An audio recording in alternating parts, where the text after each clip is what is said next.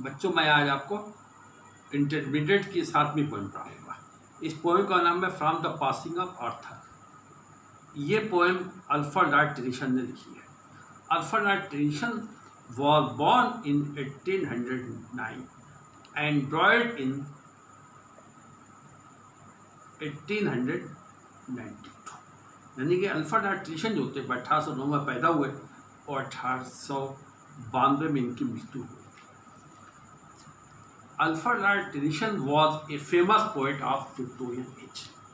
Victorian age is the age in which Queen Victoria ruled over Great Britain. The Victorian age was an age of conflict. In this age, there was a conflict between democracy and monarchy. There was a conflict between science and religion.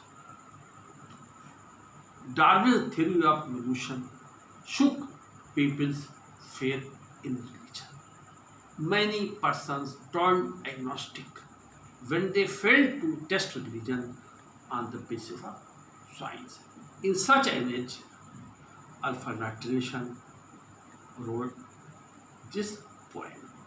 This poem is about King Arthur. King Arthur is badly wounded in a battle.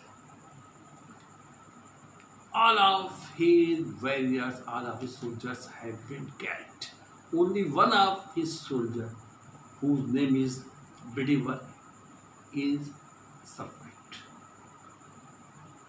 The king is very sad because he is very badly wounded in the battle. He is living far an unknown island. His knight Bedivere is very sad. The king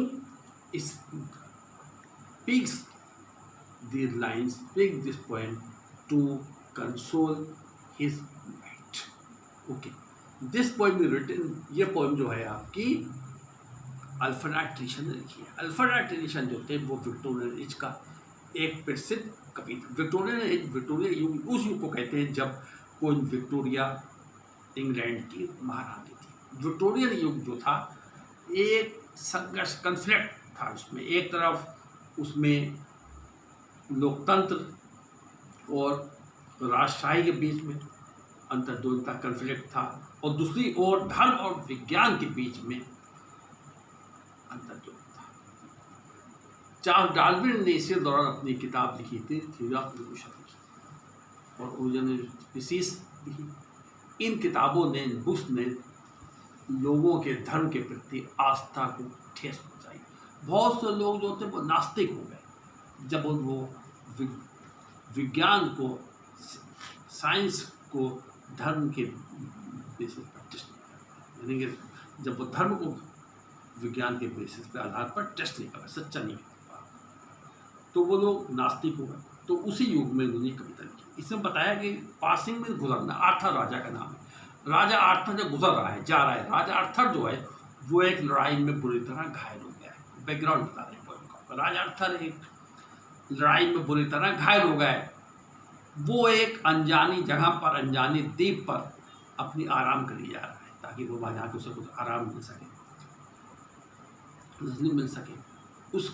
उसके सब योद्धा वगैरह भी मर चुके हैं। केवल एक योद्धा जिसका नाम बेडीवर है वो बचा है। बेडीवर जो है जब वो राजा जाता होता है, बेडीवर बहुत दुखी होता है।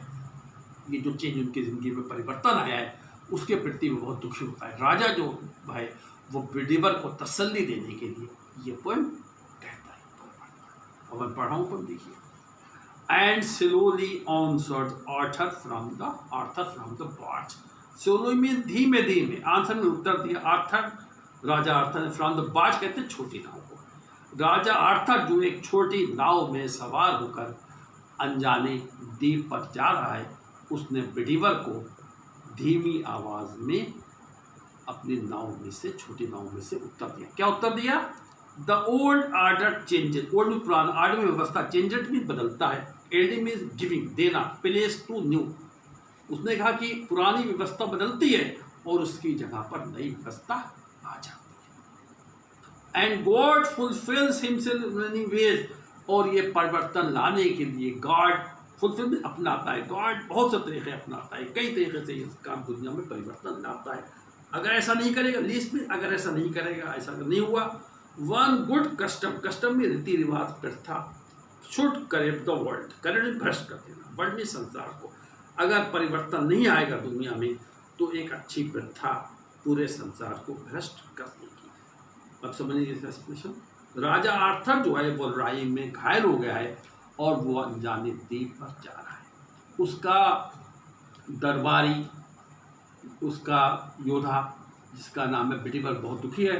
राजा उसको खुश करने के लिए, उसको तसल्ली देने के लिए नाव में से धीमे से, छोटी नाव में से धीमे से उत्तर देता है। क्या उत्तर देता है कि पुरानी व्यवस्था बदलती है और उसकी जगह पर नई व्यवस्था आ जाती है। कहने मतलब कि परिवर्तन जो है, चेंज जो है, वो कुदरत का कानून है। हर चीज़ हमेशा एक से नहीं रहती है, बल्कि वो वक्त के साथ साथ बदलती रहती है। कोई भी प्रथा, कोई भी रिवाज कितना भी अच्छा क्यों ना हो, समय के साथ साथ उसको उपयोगिता कम हो जाती है। अगर आप ज़बरदस्ती उसको लागू करेंगे तो आपको फ़ायदा नहीं पहुंचाएगा, बल्कि फ़ायदा पहुंचाने के बजाय नुकसान पहुंचाने लगता है। इसलिए गॉड जो है वो दुनिया में परिवर्तन लाता है, परिवर्तन लाने के तरीके अपनाता है। इंग्लिश में इसका समझिए।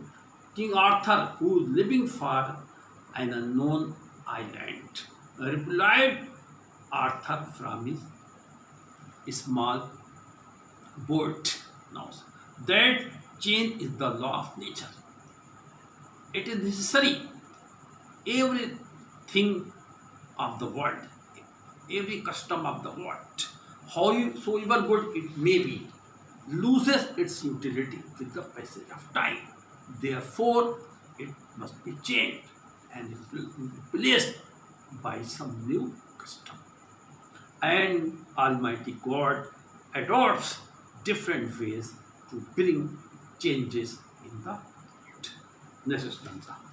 कंफर्ट thyself, कंफर्ट मीन्स तसल्ली से काम लो, तसल्ली रखो, धैर्य रखो, सब्र रखो। राजा बिडिवर से कहता है thyself, योरसेल्फ, अपने आप में।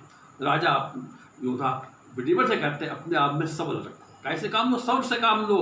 व्हाट कंफर्ट इज इन मी, कह रहा देखो मेरे अंदर सब्र नहीं है, मेरे अंदर कितना सब्र है, मैंने कितनी सब्र से काम लिया है। I have lived my life, मैंने अपनी ज़िंदगी गुजारी है, मैं अपनी ज़िंदगी रहा हूँ, जिंदगी रहना।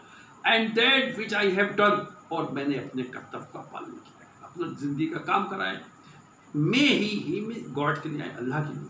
हिमसेल्फ मेक प्योर, अगर मैंने किसी काम को अधूरा छोड़ दिया है, अपूर्ण छोड़ दिया है, तो गॉड अपनी ताकत से उस काम को प्योर में शुद्ध कर दे, उसको पूरा कर दे। राजा बिडिवर राजा आर्थर जो है बिडिवर से कहता है कि तसल्ली से काम लो, धैर्य से काम लो, सब्र से काम लो, परेशान ना हो।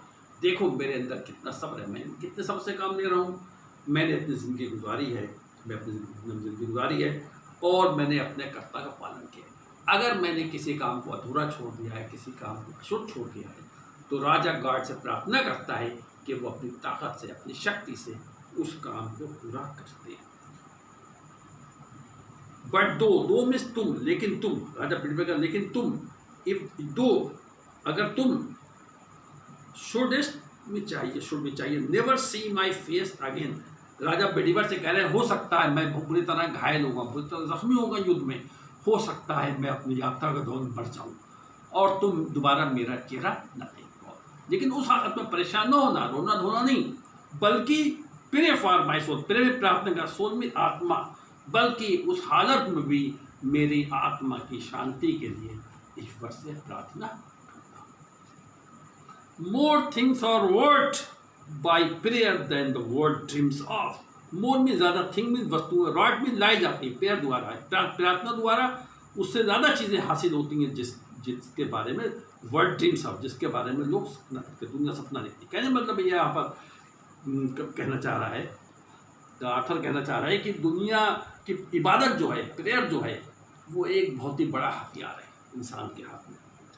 प्रेयर, इबादत के द्वारा, प्रार्थना के द्वारा इंसान असंभव कार्य कर सकता है, असंभव कार्य संभव हो जाता है, और इंसान वो काम कर सकता है प्रेयर द्वारा जिसके बारे में कभी दुनिया सोच भी नहीं सकती। प्रेयर द्वारा वो काम हो सकता है, इबादत के जरिए वो काम हो सकता है जिसके बारे में दुनिया सोच भी नहीं सकती है। इसलिए राजा आर्थ अर्थात बिडिवर से कहता है तुम मेरी आत्मा की शांति के लिए प्रार्थना करना।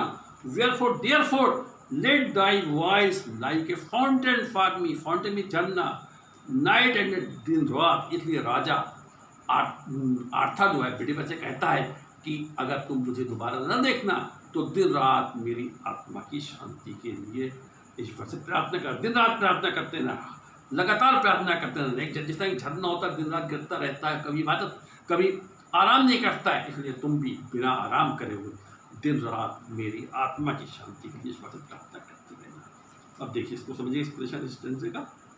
राजा आर्थर जो है वो बिडिवर से कहता है सब्र से काम लो, देख परेशान ना हो, देखो मेरे अंदर कितना सब्र है, मैंने कितने सब्र से काम किया है, मैंने अपनी ज़िंदगी गुजारी है और अपने कर्तव्य को पालन किया। ज़िंदगी में जो काम था मेरा, मैंने अपना काम किया है। अगर मैंने किसी काम को अधूरा छोड़ दिया है तो राजा ईश्वर से प्रार्थना करता है कि ईश्वर अपनी ताकत से उस काम को पूरा करते हैं। लेकिन राजा जो है बिडिवर से कहता है कि मैं पूरी तरह जख्मी हो गया, हो सकता हूँ मैं यात्रा दौरान मर जाऊँ और तुम दोबारा मेरा चेहरा ना देख पाओ।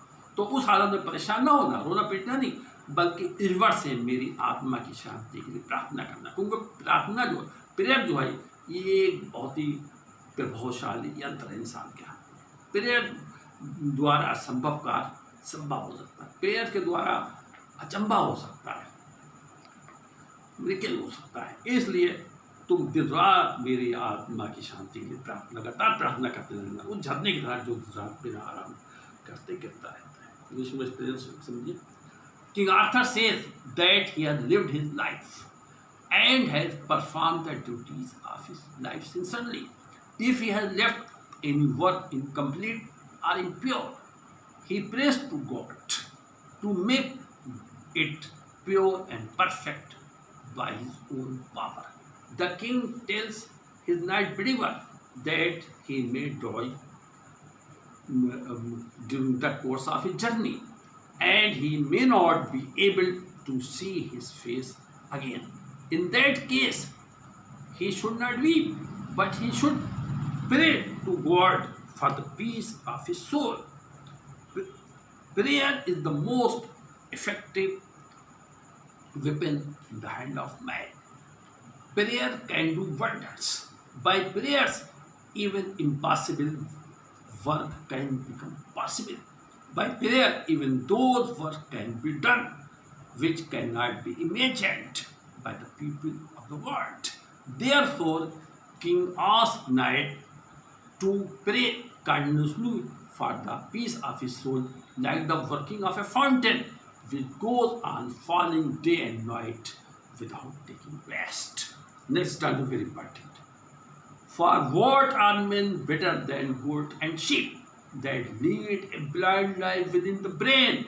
If knowing God, they lift not hand of prayer, both for themselves as those who call them friends.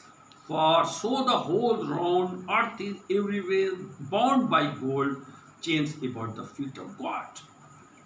क्या कह रहा है यहाँ पर राजा बिडिवर राजा आर्थर कह रहा है बिडिवर से, तुम मेरी आत्मा की शांति प्रार्थना करना। क्यों करना प्रार्थना? For what are man better than sheep and goat, कह रहे वो इंसान भेड़ और बकरियों से बेहतर नहीं है, वो इंसान भेड़ और बकरियों की तरह है। कौन इंसान? देन उसमें गुजारते हैं, पालते हैं, ब्लाइंड ऑफ विद, जो एक अंधेपन की जिंदगी गुजारते हैं दिमाग के हिसाब से, जो सिर्फ जो दिमाग में आता है वही काम करते हैं, हर जगह अपना दिमाग घुसे रखते हैं, सिर्फ और अपनी इंद्रियों के हिसाब से, अपनी इंस्टिक्ट्स के हिसाब से, प्रवृत्तियों के हिसाब से ज़िंदगी गुजारते हैं। कह रहे वो इंसान जो सिर्फ भेड़ बकरियों की तरह हैं, जो सिर्फ अपने मन के हिसाब से, मन के गुलाम होते हैं, अपने दिमाग के गुलाम होते हैं, उसके मुताबिक अपनी ज़िंदगी गुजारते हैं। इफ़ नोइंग गॉड, और गॉड को जानने बावजूद, they lift that hand of prayer, लेकिन उठाना उसकी इबादत, गॉड को जानने के बावजूद उसकी इबादत के लिए अपने हाथ में उठाते हैं। किसके लिए इबादत, किसके दुआ के लिए हाथ में उठाते हैं? वो अपने लिए और जिसको वो दोस्त कहते हैं। यहाँ पर कवि कह रहे हैं इंसान तुलना करता है भेड़ बकरी। भेड़ बकरियाँ क्या करते हैं? खाते पीते हैं, सोते हैं और खानदान बढ़ाते हैं, वंश बढ़ाते हैं। इसके अलावा उन्हें कोई काम ही नहीं होता है और उनकी ज़िंदगी में धर्म नहीं होता है, अच्छाई बुराई नहीं होती है, नैतिकता नहीं होता है। इसी तरह इंसान जैसे खाए पिए मौज करे और अल्लाह को नहीं याद करे, गॉड को नहीं याद करे, उसकी ज़िंदगी में कोई धर्म ना हो, दीन ना हो, तो वो इंसान भेड़ पकड़ने उतरा है। और वो गार्ड को जानने के बावजूद भी ना अपने लिए दुआ करे, इबादत करे, ना अपने दोस्तों की दुआ करे, गार्ड से कुछ मांगे, तो वो इंसान जो है जानवर उतरा है।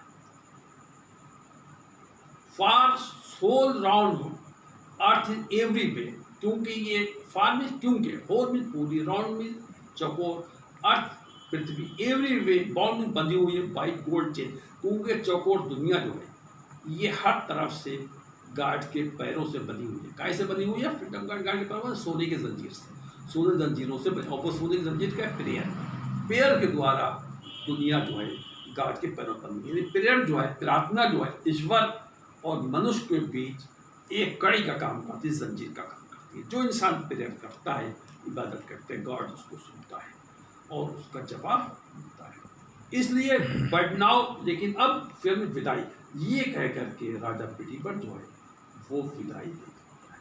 यहाँ पर क्या बताया गया? यहाँ पर कवि कह रहे, मतलब समझिए, कवि कह रहा है कि वो इंसान जो सिर्फ अपनी प्रवृत्तियों का गुलाम होता है, अपने मन का गुलाम होता है, अपने दिमाग का गुलाम होता है और दिमाग के अंदर ही अंदर अंधेपन की जिंदगी गुजारता है, वो आदमी, और उसके जीवन में धर्म का कोई स्थान नहीं होता है, वो आदमी जानवरों की तरह भेड़ पकड़। अगर गार्ड को जानने के बावजूद ना वो अपने लिए दुआ करता है, न अपनी प्रार्थना करता है, न उन लोगों की प्रार्थना करता है जिसको वो दोस्त कहता है, तो वो जानवर भेड़ पकड़ने से भी बदतर है। क्योंकि ये पूरी दुनिया जो है ये चारों तरफ से गार्ड के पैरों से बंधी हुई है, सोने की जंजीरों के जरिए। वो सोने की जंजीरें का है, इबादत है, फिर प्रार्थना है। गार्ड जो है इंसान, यानी प्रार्थना जो है वो ईश्वर और मनुष्य के बीच, अल्लाह और खुदा के बीच में एक कड़ी का काम करती है, एक लिंक का काम करती है, कड़ी का काम करती है।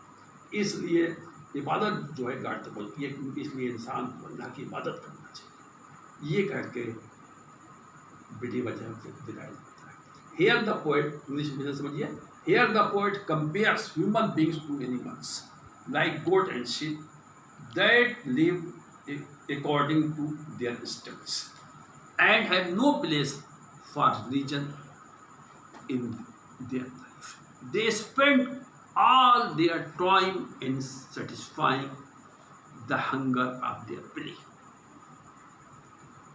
If men too live like them and have no place for religion in their life, they are no better than these animals. If in spite of knowing the power of God, they have no time to pray for themselves as for those whom they call friends, they are worse than animals. It is only by prayer, it is only through prayer that the whole round world is bound every day by golden chain.